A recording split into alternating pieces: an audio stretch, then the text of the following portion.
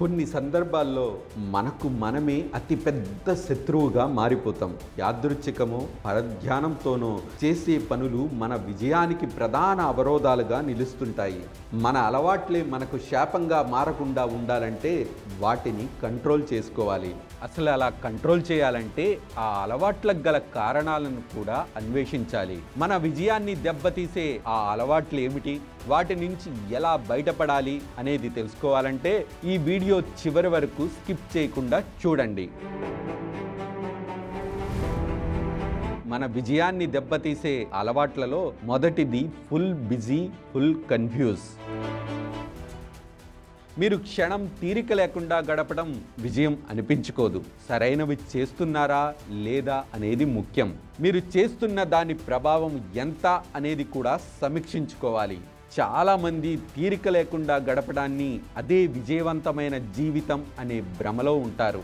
కానీ మన లక్ష్య సాధనకు చెయ్యాల్సినంత చేస్తున్నామా లేదా అనేది పట్టించుకోరు. కార్పొరేట్ కల్చర్లో ఇదో దౌర్భాగ్యం. వాళ్ళు బిజీగా కనిపించడాన్ని ప్రోత్సహిస్తారు, కానీ గ్లోబల్ విజయాలన్నీ కూడా దీర్ఘకాలిక లక్ష్యాలపై తదేక దృష్టితో చేసిన ప్రయత్నాల వల్లే సాధ్యమయ్యాయనే విషయాన్ని గుర్తించాలి.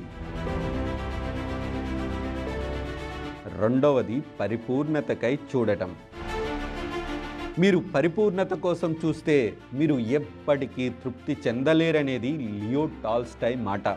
నిజానికి ఓ ఆదర్శవంతమైన సమాజంలో పరిపూర్ణత అనేది ఉన్నతమైనది మాత్రమే కాదు, దానికి గుర్తింపు కూడా ఉంటుంది. కానీ నేటి ఉరుకుల పరుగుల సమాజంలో పరిపూర్ణతకై ప్రాకులాడుతూ కాలాన్ని వృధా చేసుకోకూడదు.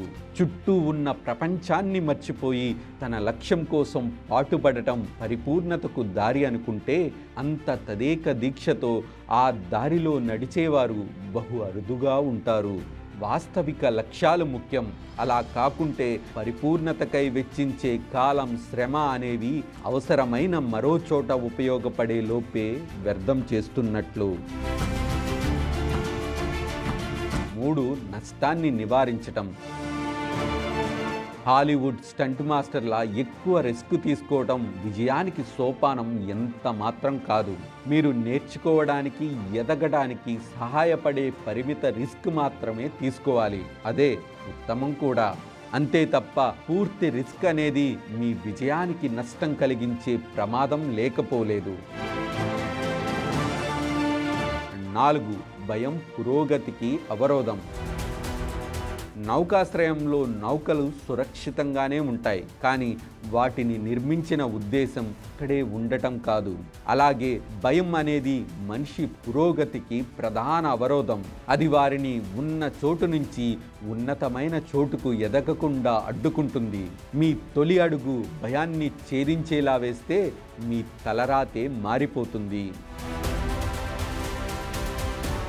5. ప్రతిచర్య వర్సెస్ ప్రణాళిక. ప్రణాళికలో విఫలం కావటం అంటే విఫలం కావటానికి ప్రణాళిక వేసుకోవటంతో సమానమే. విజేతలకు ఓ ప్రణాళిక ఉంటుంది, గోల్స్ ఉంటాయి. ప్రతిరోజు వారు లక్ష్య సాధనను అంచనా వేస్తారు. రోజు మొదలైన దగ్గర నుంచి మీరు కేవలం ఇతరుల సమస్యకు స్పందించడమే పనిగా పెట్టుకుంటే మీరు ఖచ్చితంగా మీ శక్తిని, సమయాన్ని వృధాపరిచే జాబితాలోని వారే. మీ వద్దకు సమస్యలు వెల్లువెత్తుతుంటే మీ ప్రణాళికలు పక్కదారి పడతాయి. కాబట్టి మీరు సున్నితంగా, మర్యాదగా, అవసరమైతే కఠినంగా నో చెప్పే అలవాటు చేసుకోవటం లక్ష్య సాధనకు ఎంతో కీలకం. ప్రతిరోజు ఆఖరున మీ లక్ష్య సాధనను సింహావలోకనం చేసుకోవటం అత్యుత్తమం. 6. బలహీనతల్ని అధిగమించటం. తమపై తమకు అతి విశ్వాసం ఉన్న వ్యక్తులు తమ బలహీనతల్ని గుర్తించలేరు. నలుగురిలో మాట్లాడాలంటే గొంతెండిపోయే వ్యక్తులు మంచి సేల్స్మెన్ కావాలని లక్ష్యంగా పెట్టుకుంటే అతని తక్షణ కర్తవ్యం పబ్లిక్ స్పీకింగ్పై పట్టు సాధించటం. కొన్ని బలహీనతల్ని అధిగమించడానికి ఫోకస్ పెట్టాల్సిన పని ఉండదు, కానీ మీ లక్ష్యానికి సంబంధం లేని బలహీనతలను అధిగమించడంపై సమయం వెచ్చించడం అంటే అనవసరంగా మీ సమయాన్ని వృధా చేసుకున్నట్టే. ముందు మీ లక్ష్యాన్ని దెబ్బతీసే బలహీనతల్ని అధిగమించాలి. 7 ఒంటరి ప్రయాణం. ధైర్యం, ఏకాగ్రత ఉన్న ఒక వ్యక్తి బలీయుడైనప్పటికీ 10 మంది కలిసి చేస్తే వచ్చే ఫలితాలు అద్భుతంగా ఉంటాయి. కానీ చాలామంది తమతో ఏదైనా సాధ్యమని నమ్ముతారు. కానీ నిష్ణాతులైన వ్యక్తుల కోణం వేరు. వారు ప్రపంచంలో అత్యుత్తమమైన నిపుణులతో ఒక జట్టుగా కలిసిపోయి భాగస్వామ్యాల్ని ప్రోత్సహిస్తారు. అదే ఒంటరి ప్రయాణంలో మీరు విఫలమైతే మీ సహచరులే మీపై విసుగు చెందే ప్రమాదం ఉంది. 8వది ఏకరూప సమూహంలో ఉండటం. బలం అనేది భిన్నత్వంలో ఉంటుంది, సారూప్యతలో కాదు. మీలాంటి వ్యక్తుల చుట్టే ఉండటం వల్ల అది మీపై ప్రతికూల ప్రభావం చూపిస్తుంది. మిమ్మల్ని ఓ కృత్రిమ అంధకారంలో ఉంచుతుంది. ప్రపంచాన్ని సంకుచిత దృష్టిలో చూసేలా చేస్తుంది.